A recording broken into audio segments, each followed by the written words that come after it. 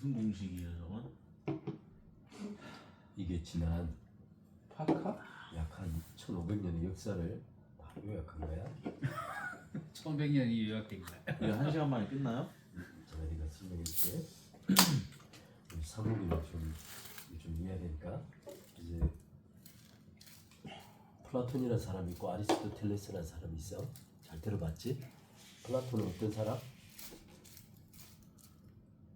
플라톤은 세계가 두 개 있다고 한 사람. 야, 플라톤은 세계가 두 개 있다고 한 사람. 물질의 세계, 이데아의 세계. 물질 세계, 이데아 세계. 네 생각했을 때 이데아가 좋아, 물질 세계가 좋아? 이데아. 이데아 아니야. 플라톤이 딱 그 말했어. 이데아라는 말에서 이데올로기가 나왔어. 정확히 그거 아이디어가 말하는 이데아가 나와. 뭐였어요? 이데아가 원래 이데알이나 아이디얼이라는 단어가 이상 세계 이런 뜻이야. 아이디어 월드 이렇게 막 이상 세계 이렇게. 그래 아이디어가 거기에서 나왔어. 아이디어. 이데아 거기에서 이데올로기가 거기에서 나왔어. 그러니까 하나의 이념적 세계 형이상학이면 메타피지컬이라고 피지컬이라는 이 단어가 물질이잖아. 피직스가 물리학이거든. 피지컬하게 되면 물질적이야.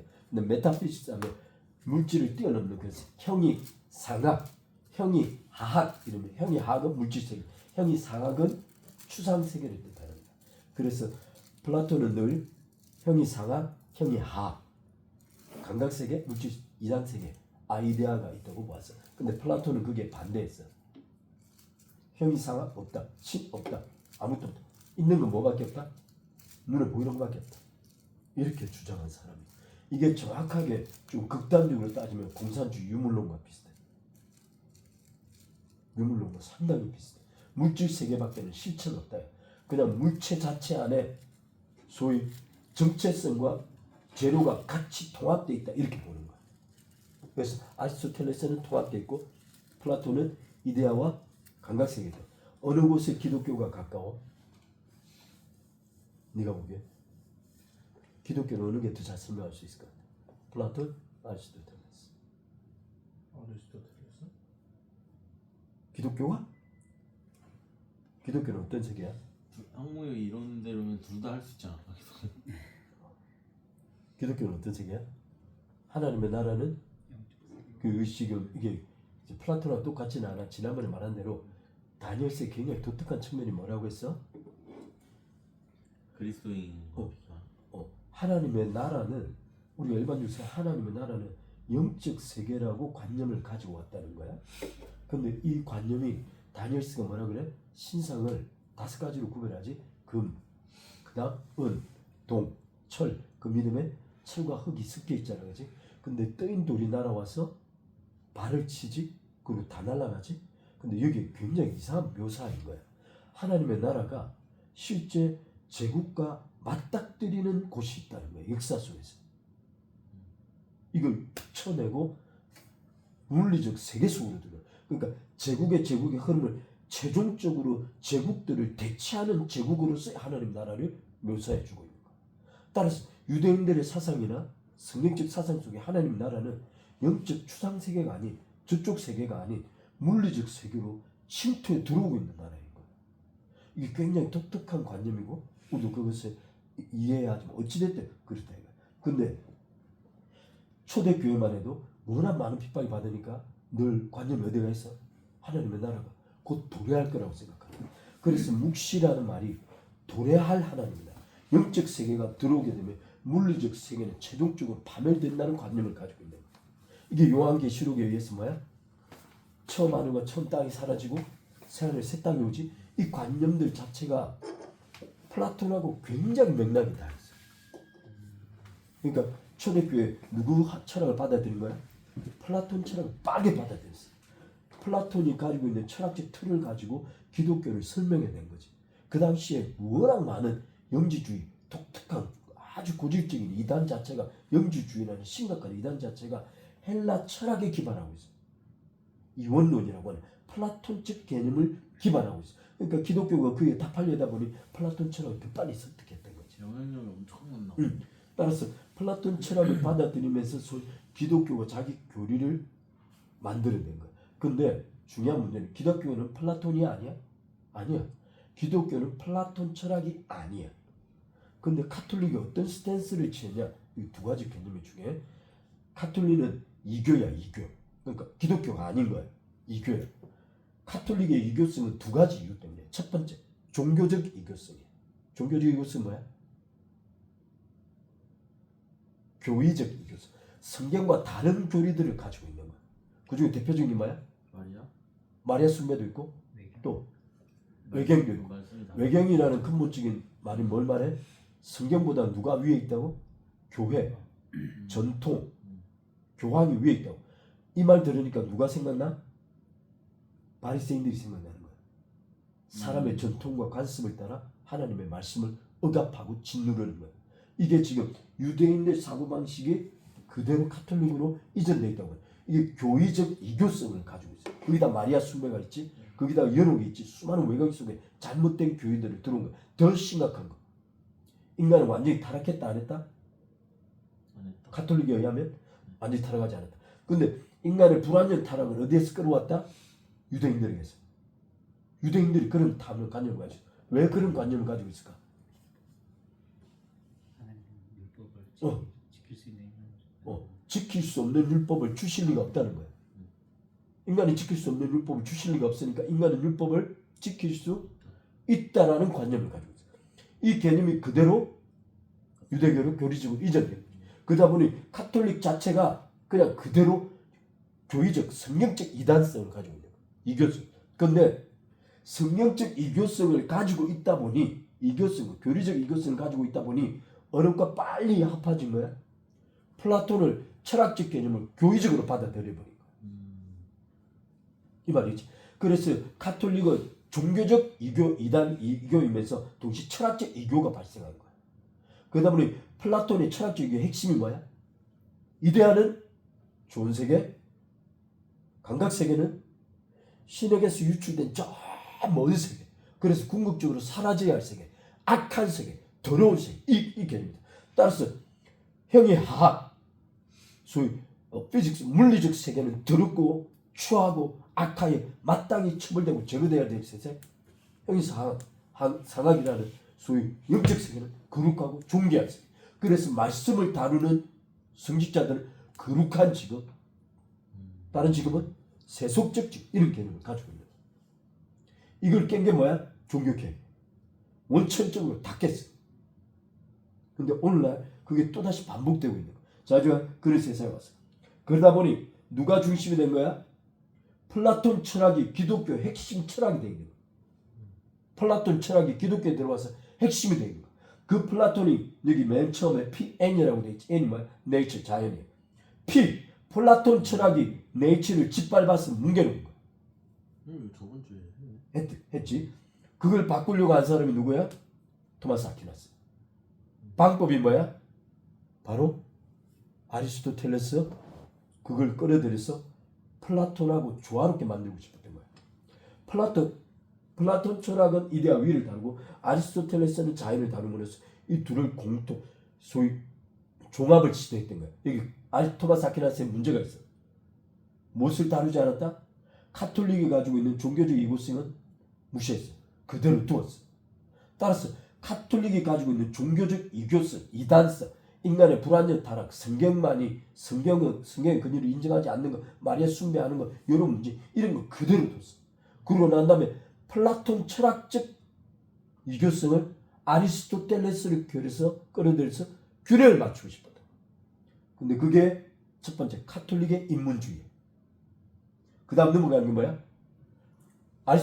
토마스 아퀴나스가 뭐라고 그랬어? 이성은 이제 우리 상무이기 때문에 좀 너무 이렇게 하면 안 되니까 이성은 타락하지 않았다. 그래서 이성을 통하여 진리에 닿을 수 있다. 이렇게 토마스 아퀴나스가 이성에 대한 완전한 자유를 풀어준 거야.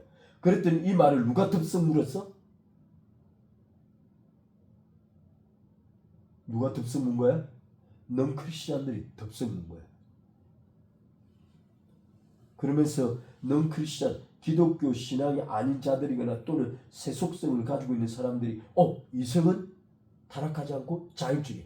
여기에서부터 완전히 다른 판이 그려지기 시작하는 거야. 한번 하나님으로부터 벗어나기 시작한 이성이 어디까지 가버려?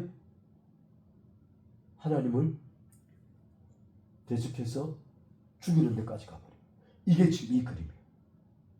플라톤과 아리스토텔레스를 이데아와 물질세계를 같이 종합해 보려다가 나중에 이것이 세속 사람들에게 있어 같이 공존하는 것처럼 같이, 그지? 플라톤과 아리스토텔레스가 공존하는 것처럼, 하나님과 자연이 공존하는 것처럼 가다가 나중에 이 자연 이성이 무엇을 해? 하나님과 대립하기 시작하는 거야. 갈등 구조를 갖기 시작하는 거야.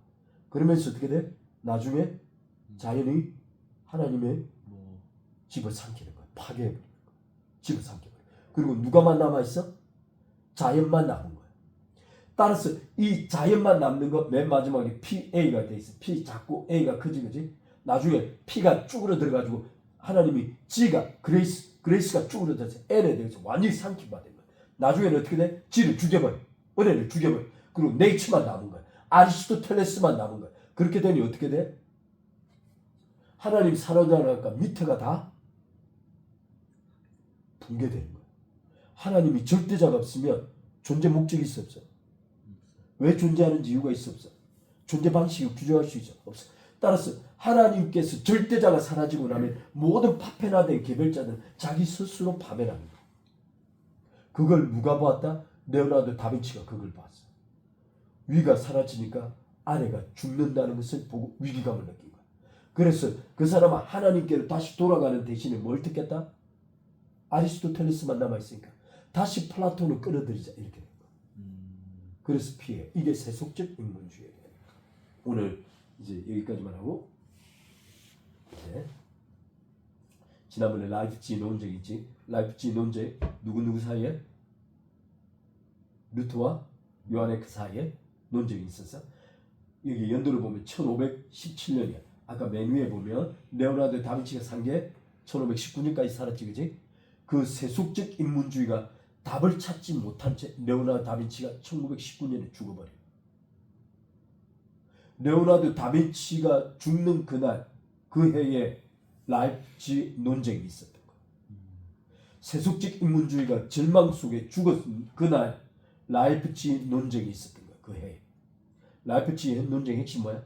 루터가 모습한 카톨릭에 대해서 95개 반박문을 1517년에 내걸었어. 그랬더니 이 반박문을 바라보고 논쟁을 벌이자고 해서 논쟁을 벌였는데, 요하네크와 원래는 칼슈타트라는 사람이 논쟁을 벌이기로 했는데 루터가 직접 나선 거야. 그래서 논쟁을 벌였어.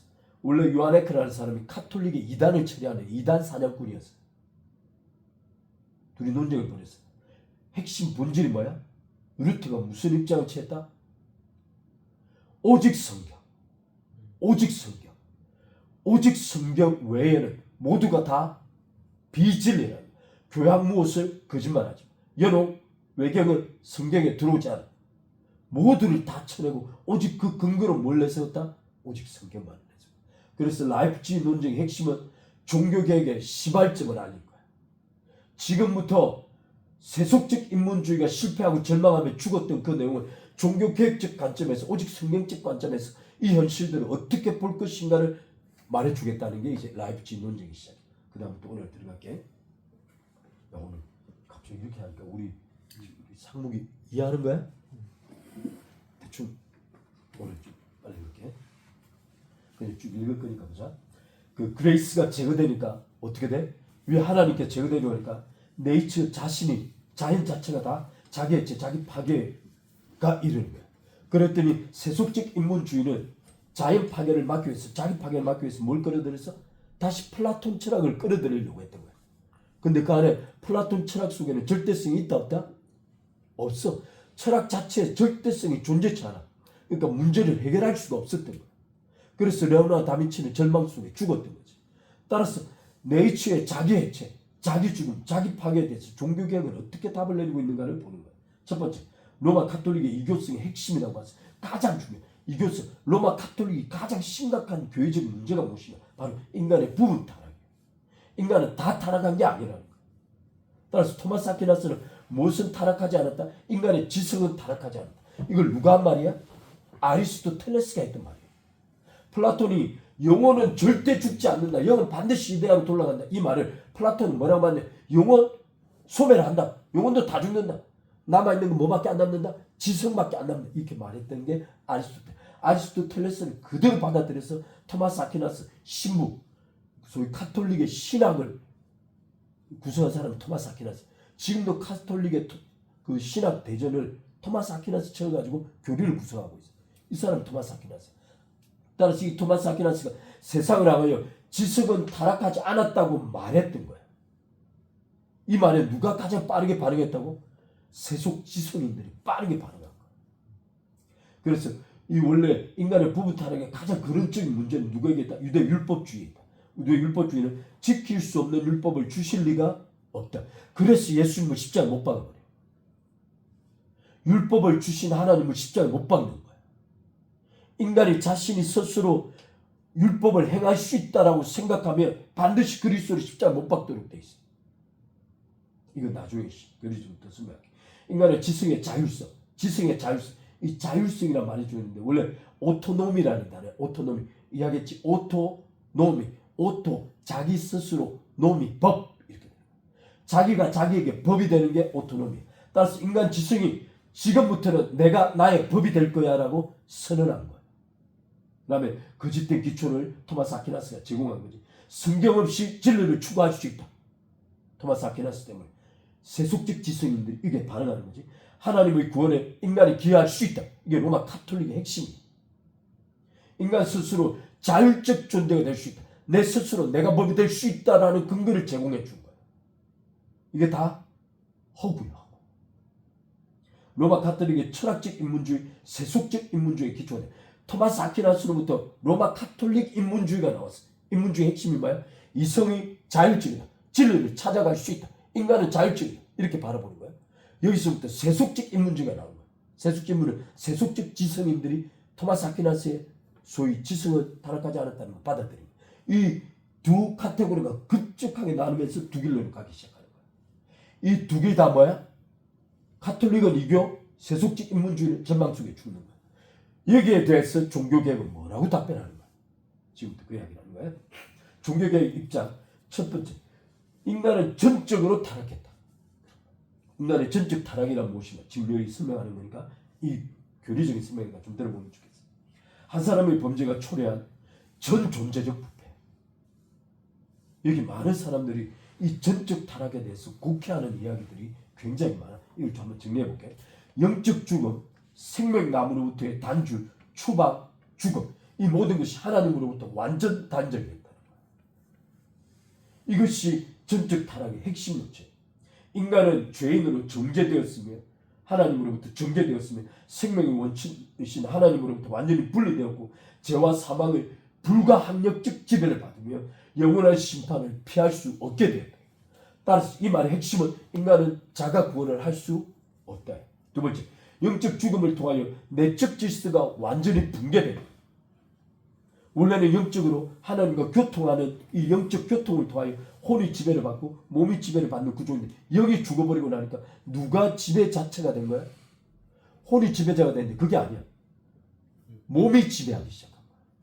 그 안에 무한한 갈등이 존재하는 거지. 로마서 7장의 갈등이 바로 그런 갈등인 거지. 여기 영적 내적 질서 완전히 붕괴돼. 근데 중요한 문제는 기능들은 계속하고 있다. 기능들. 혼이 가지고 있는 지정이라는 기능들은 계속하고 있다. 이 기능들을 계속할 수 있다는 측면을 토마스 아퀴나스가 뭐라고 해서 이 기능을 통하여 타락하지 않았다고 본 거야. 하지만 남은 기능으로 영적 죽음을 극복할 수 있다 없다? 없다. 가끔 이런 말을 하는 사람이 있어. 인간은 선을 행할 수 있기에 불완전 타락이 아니냐라고 말하는 사람이 있어. 그건 성경의 무지 때문에. 인간의 타락은 뭐 때문에 타락한 거다? 선악을 아는 지식을 먹고 타락한 거야. 악을 아는 지식을 먹고 타락한 게 아니야. 선악을 아는 지식을 먹고 타락한 거야. 따라서 선을 행하고자 하는 의지만큼 타락의 증거가 없는 거야. 아빠 말 이해하지? 따라서 선을 행할 능력이 있다고 해서 불완전 타락이 아니야. 전적 타락이 규정하는 인간의 본질은 무엇인가? 하나님과의 관계를 복원할 수 있는 능력도, 잘 들어봐, 능력도, 의지도, 원함도 인간에게는 없다는 거야. 이게 전적 타락. 따라서 마귀의 지배를 받으며 하나님을 적극적으로 적대시한다. 전적 타락은 무엇을 입증해 준다?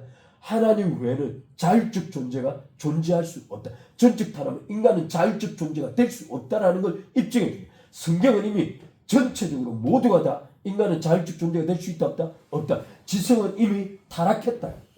오케이? 두 번째.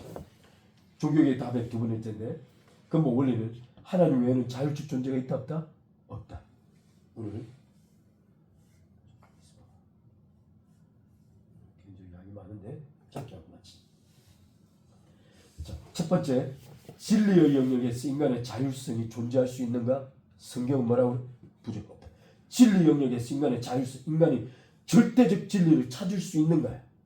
인간이 절대적 진리, 자신의 모든 존재를 점초할 수 있는, 도덕을 기초할 수 있는 절대적 기준을 인간이 발견할 수 있는가? 없다. 성경에 없다. 거기 계시면 말씀하시는 이게 포스트 모더니즘에 우리가 굉장히 반대하고 있는데, 포스트 모더니즘의 니체로부터 시작해서 포스트 모더니즘의 모든 철학자들이 일컬어서 한 가지 증명한 게 있어요. 그게 뭐다? 진리는 존재하지 않는다. 포스트 모더니즘이 학문적으로 입증해낸 것이면 진리는 존재하지 않는다. 근데 포스트 모더니즘의 문제가 뭐다? 진리는 존재하지 않는다를 어디까지 확대시키고 싶어요? 성경에까지 확대시키고 싶어요.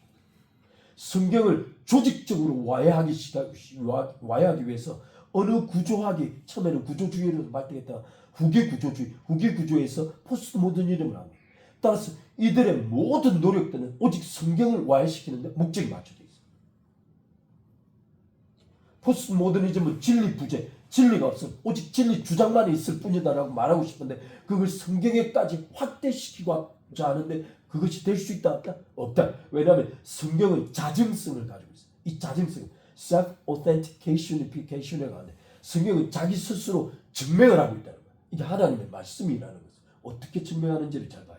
내가 여기 간단하게 기록과 통합의 내용이 있어.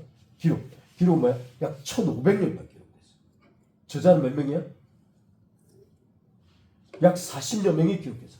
저자의 바운더리는 왕에 있으부터 저 묵동에 이르기까지 1500년 동안 각각 다른 시대, 다른 위치, 다른 지역, 다른 신분의 위치 속에서 다른 사회적 위치 속에서 1500년 동안 40여 명이 기록했는데 그 내용은 어떻다?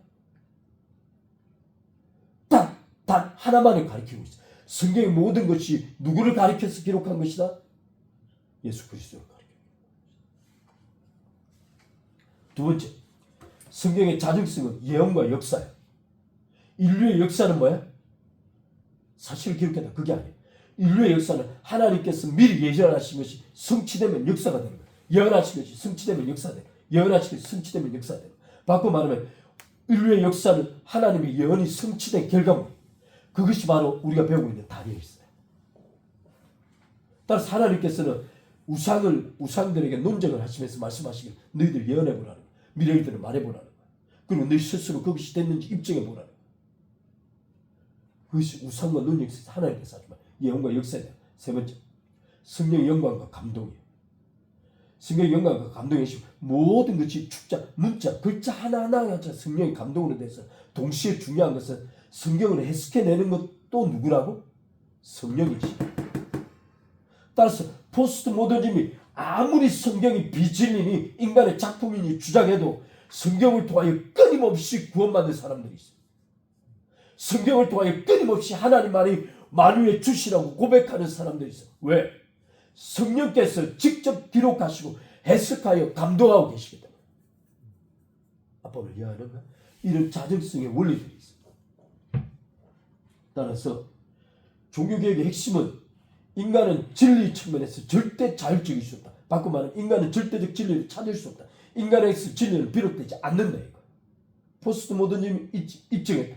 오직 성경만이 유일한 진리의 원천이고 모든 비진리의 판단 기준이라는 거야. 오케이. 두 번째, 구원의 영역에서 인간의 자율성은 존재하는가? 이 말은 구원에 인간이 기여할 수 있는 거야. 아까 전적 타락의 본질이 뭐라고? 인간은 구원 자체를 원치 않는다. 두 번째, 인간은 자신이 타락한 것 자체를 규정할 수 없다는 거예요. 인간은 자신이 존재 자체가 타락했다는 걸 이해하지 못해. 따라서 자신의 타락 자체를 이해하지 못하는 인간이 구원을 바랄 수 없다는 거예요. 심지어 타락을 규정할 수 없는 인간이 구원이 무엇인지를 규정할 수 없다는 거예요.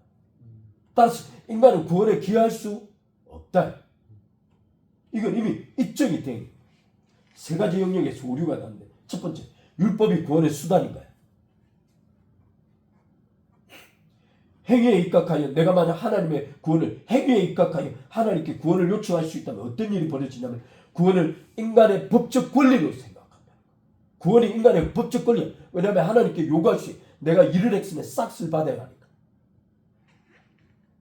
따라서 행위를 통하여 율법을 통하여 구원을 받을 수 있다는 게 아니면 나는 구원을 법적 권리로 하나님께 요구하겠다는 거야.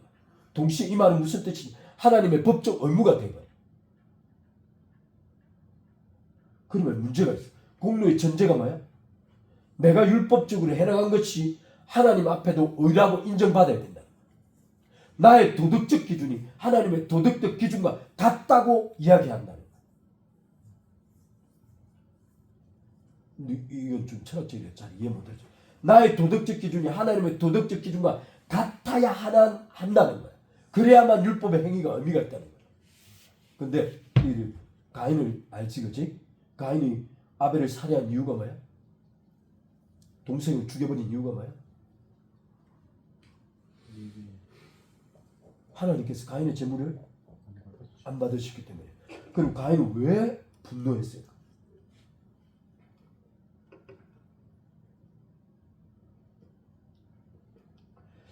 자신의 재물을 받지 아니하신 하나님께서 틀렸다 이거야. 그걸 억셉트할 수 없다 이거야.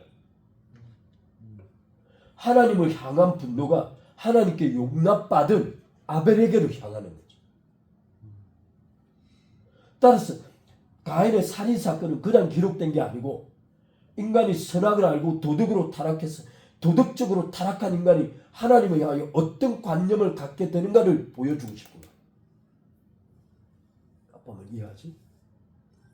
인간의 도덕적 의와 하나님의 도덕적 의가 같을 수 없다는 거예요. 세 번째, 율법의 법의 적용 원리가 있어. 여기 너희들 반드시 야고보서 2장 10절로 11절인데 이건 좀 성경 구절 한번 읽고 볼까? 읽어볼까? 야고보서 2장 9절로 10절. 네? 9절로 10. 네. 2장 9절로 2장 9절로 11절. 상무이가 한번 읽어줄까? 만일 너희가 사람을 차별하여 대하면 죄를 짓는 것이니 그냥 들어와.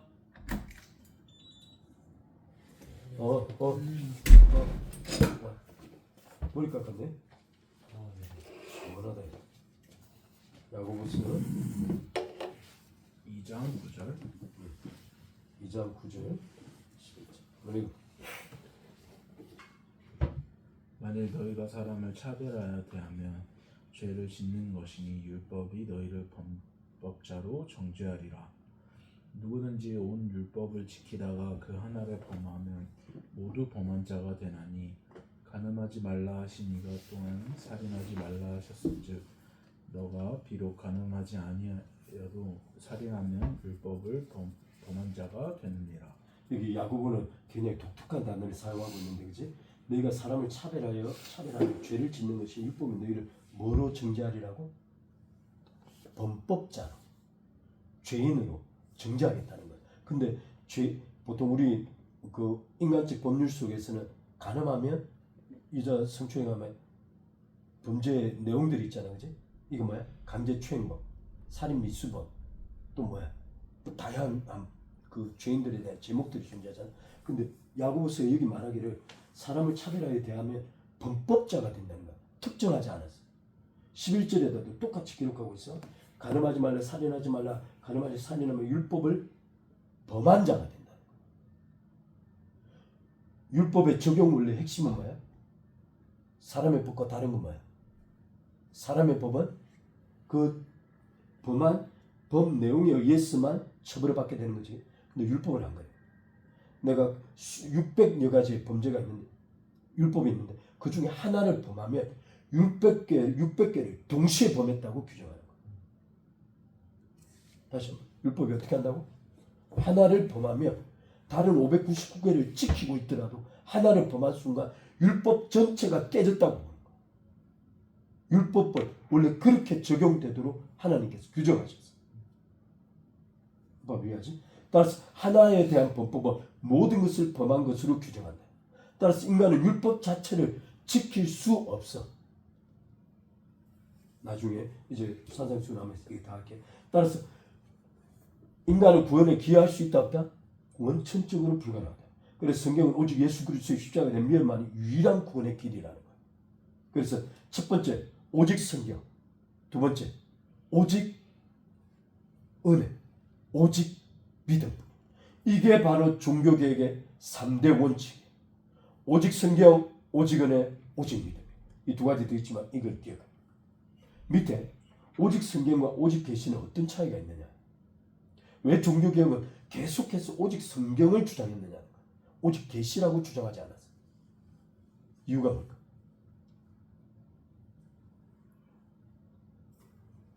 네. 종교개혁자들의 주장은 늘 오직 성경이지 오직 계시가 아니라는 거예요. 성경이 사라지면 뭐가 사라져? 내용이 사라져. 기준점이 사라져. 그래서 이게 신정통주의다. 칼바르트의 신정통주의라는 게 있어. 이 신정통주의는 어디에서 비롯됐냐면 실존주의에서 비롯됐어. 실존주의로 들어가면 지난번에 설명했지, 그지? 실존주의는 자기 자신의 존재, 실존을 확인하고 싶어요. 근데 그 방법 자체가 도덕적이든 비도덕적이든 상관없는 거예요. 자기 존재만 확인하면 돼. 이 자기 존재만 확인하면 된다는 이 관념 자체가 어디에서 비롯됐냐면 불교에서 비롯됐어요. 언어적으로 표현할 수 없는 어떤 특정한 초자연적 경험에 의해서 자기 존재를 확인하는 것을 요청한다는 실존주의. 따라서 신정통주의라는 기독교 정통주의가 실존주의를 받아들입니다. 그러다 보니 계시의 내용에 적합하냐 적합하지 않느냐 또는 성경에 적합하지 않느냐를 따지지 않고 이 계시가 나의 존재를 확정해 주느냐 안 정해 주느냐에 대한 관심을 가진 거예요. 그러다 보니 내용이 중점적인 게 아니고 어떤 특정한 사건에 의해서 내 존재가 인식됐느냐 안 됐느냐를 측정하는 거예요. 그럼 내용이 상관없어지는 거예요. 그런데 누가복음 24장 25절 27절 로마서 1장 22절로 4절에는 이거 좀 중요한 거 읽어줄게요. 잠깐만요.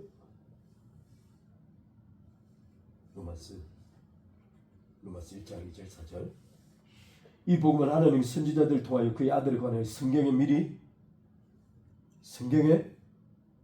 약속하신 것이 그의 아들을 관하여 말하면 육신은 없은 다윗의 혈통에 나시고 성결의 영혼을 죽은 자 가운데 부활하사 능력으로 하나님 아들을 선포되 그는 곧 우리 주 예수 그리스도이시냐. 복음의 핵심은 뭐냐? 복음의 핵심은 성경대로 이루어졌느냐가 복음의 진리성을 확인하는 기준이에요. 누가복음에서도 역시 24장 25절로 27절에 예수 그리스도께서 엠마오로 가는 제자들에게 모세의 오경으로부터 시작해서 맨 마지막 선지자의 글에 이르기까지 자기에 관한 모든 기록을 설명해 주셨다고 했어요. 바꿔 말해 복음의 핵심이 예수님의 가르침의 핵심은 뭐야? 구속의 모든 사건들과 성경과 일치하느냐가 핵심의 진리성 기준인 거예요. 따라서 성경과 일치성은 예언과 성취의 관점에서 하나님의 존재와 역사를 입증하는 핵심이다. 따라서 성경이 없이는 계시의 유효성은 밝힐 수 없다. 따라서 모든 진리의 요체는 오직 성경인 거야.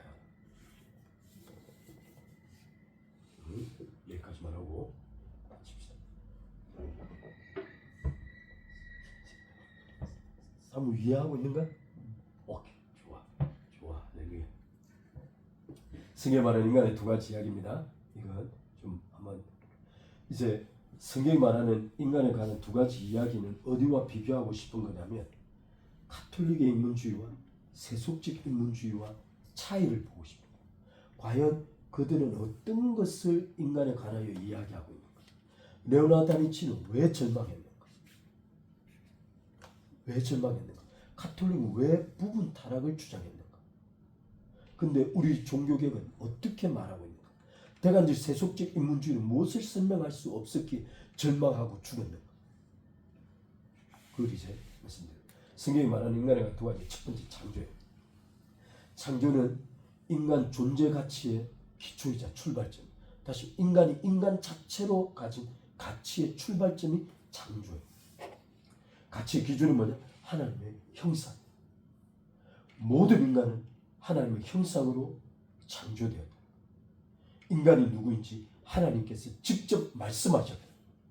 인간이 누구인지 하나님께서 직접 규정하셨다. 그는 하나님의 형상으로 창조되었다.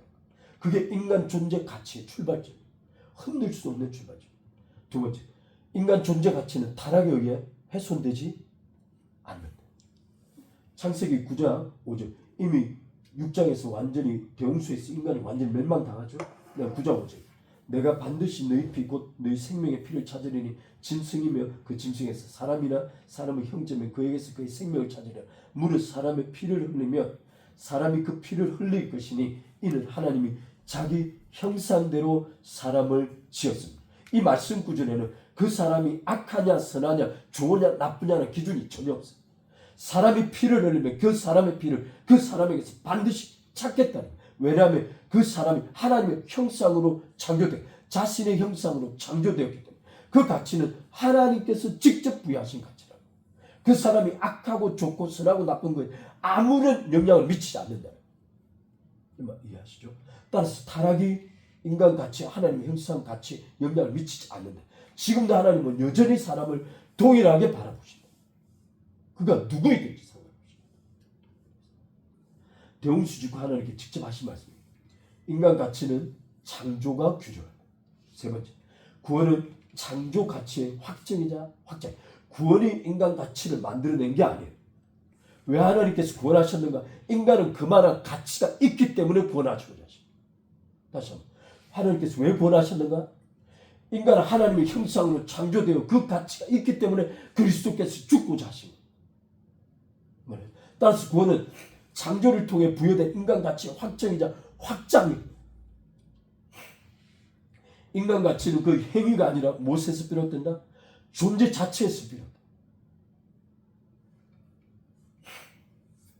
그렇다면 성경이 없다면 인간 가치는 어떻게 규정할 것인가? 바로 여기에 문제가 있어요. 아까 세속적인 문제, 레오나르도 다빈치가 인간이 막 파괴되는 거 보세요. 인간이 파괴되는 것을 막고자 신 플라톤주의를 끌어들이는데 플라톤이 절대적 기준을 못 세워주니 결국 파괴되는 것을 막을 수가 없어요.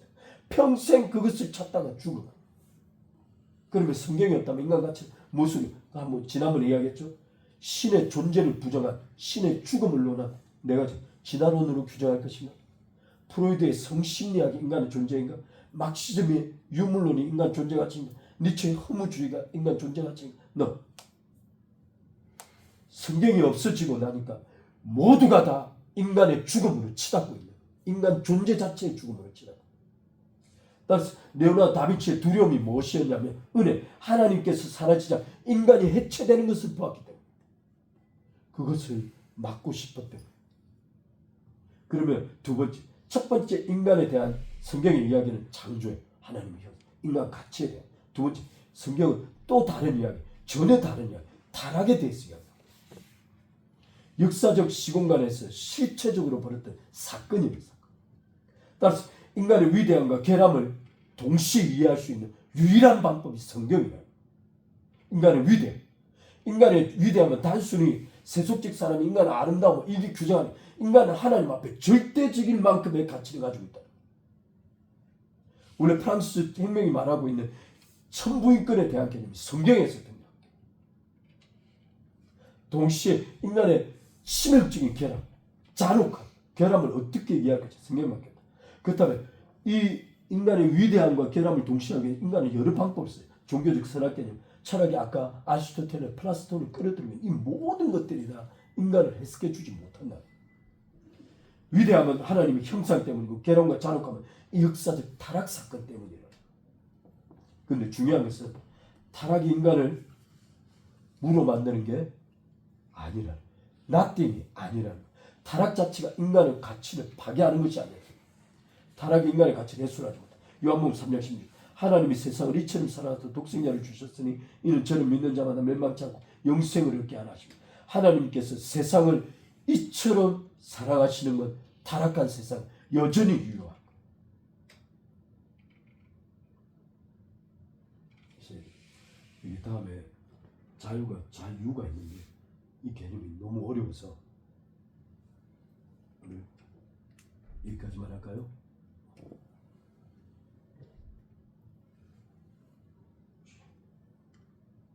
질문. 한 번만 페이지 돌려줘.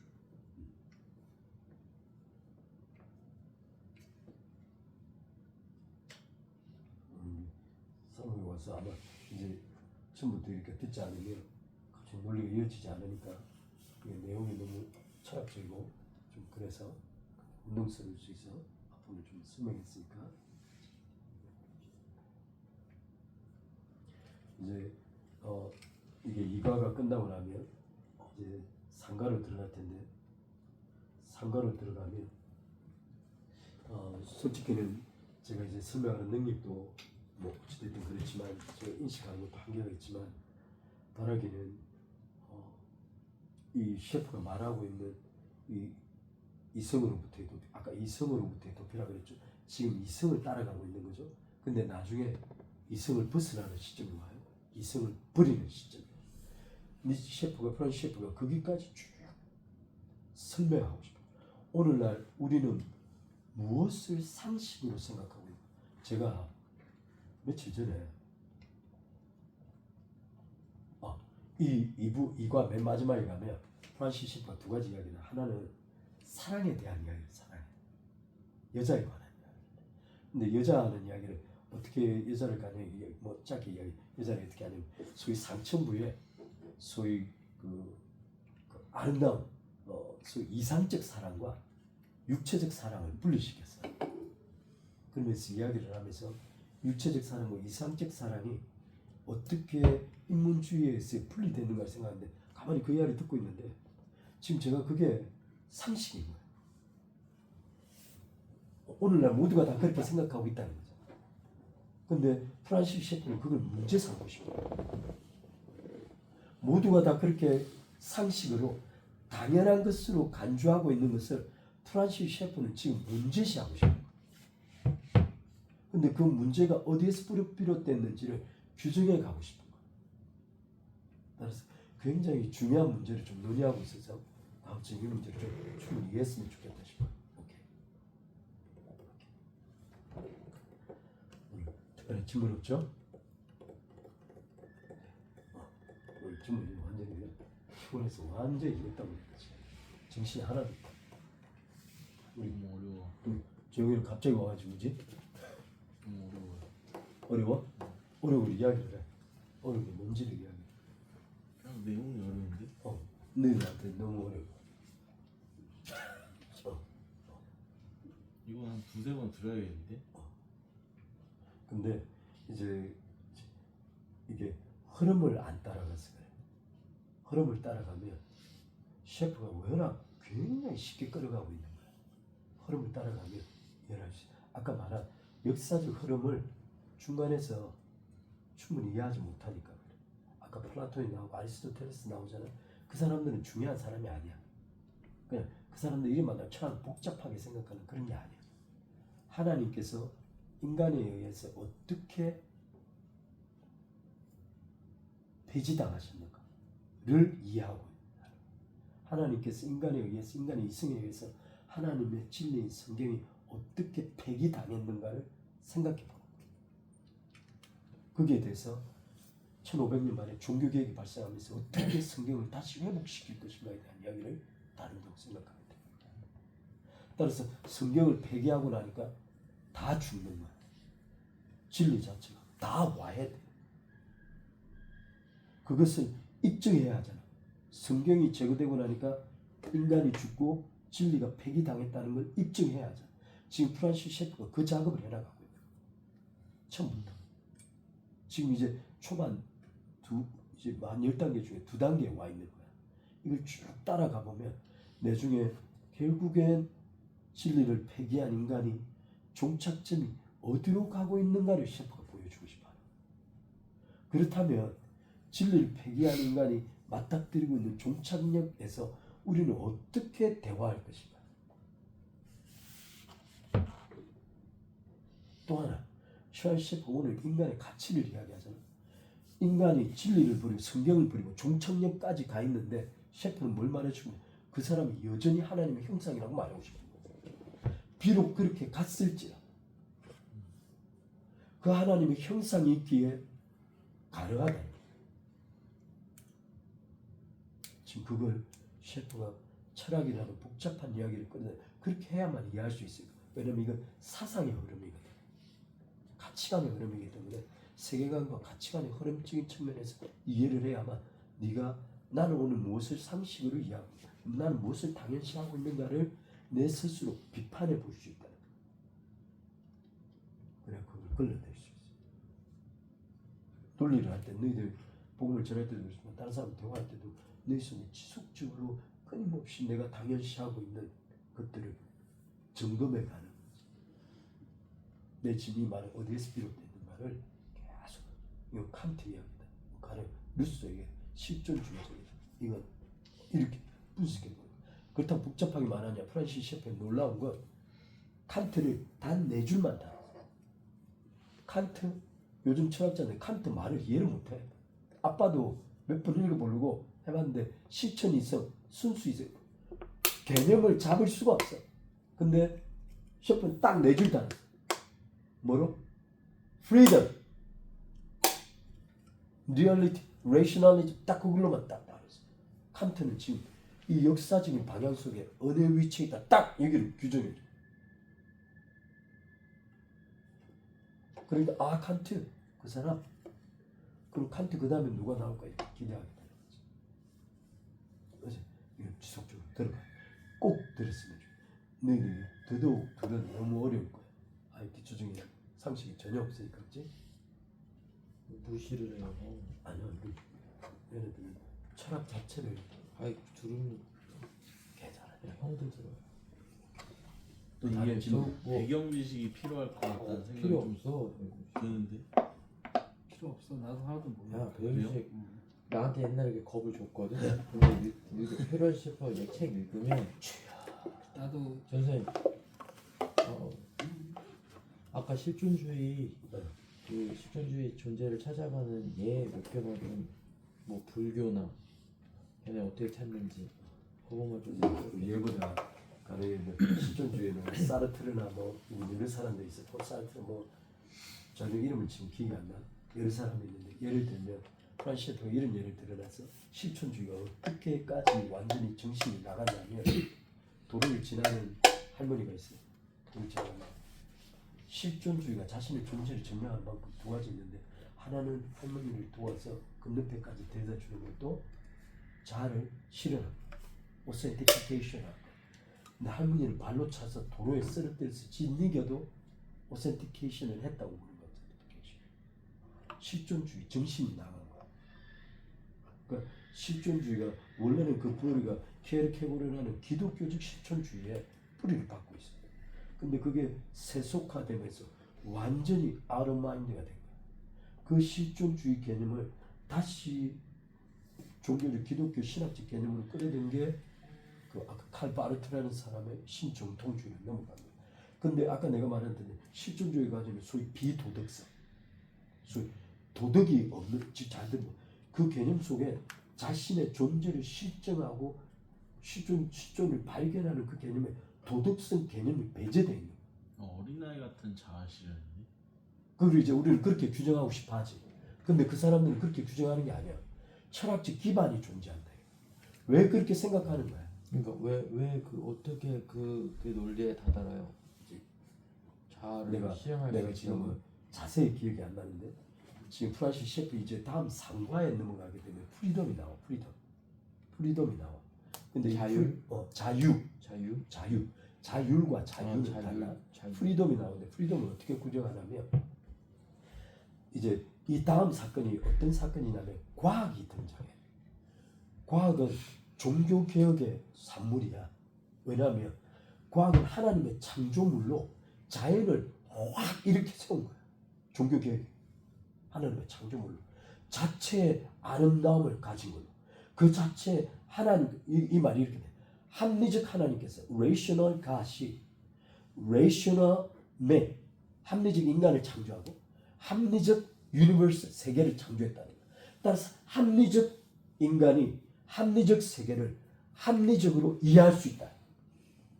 그러다 보니 이 합리적 인간이 합리적 세계를 합리적으로 이해할 수 있으니까 이 합리적 이해, 코스 앤 이펙트라고 하는 인과관계가 존재한다는 거야. 이 인과관계에서 과학이 시작된 거야. 그것도 폭발적으로 과학이 발달한 거야. 근데 어떤 일이 벌어졌냐?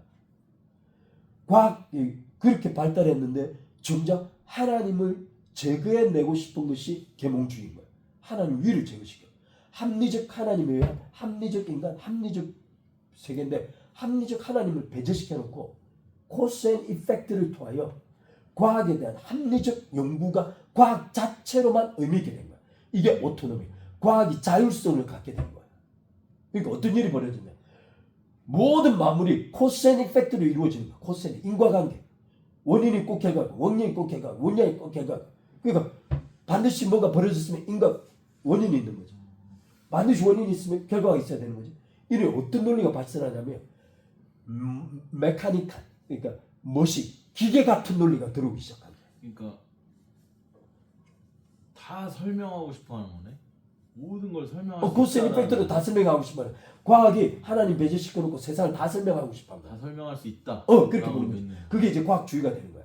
어찌됐든 자연주의적 과학이 발달하면서 코스 앤 이펙트, 인간관계가 계속 되다 보니 나중에 합리적 인간, 퍼스널 인격적 인간이 제거되어지고 나중에 메카니컬, 기계적 만물이 남은 거지. 근데 그렇게 바라보니 인간도 만물 중에 하나야. 이 자연을 받아보던 관점을 인간에게도 돌이킨 거야. 인간이 코스 앤 이펙트로 이해되기 시작한 거야. 그래서 심리학에 들어가면 어떤 일이 벌어지고 있냐면, 심리학에 들어가면 인간을 객정론적으로 바라보는데 너희들 잘 알지? 걔한테 땡충 뭐죠?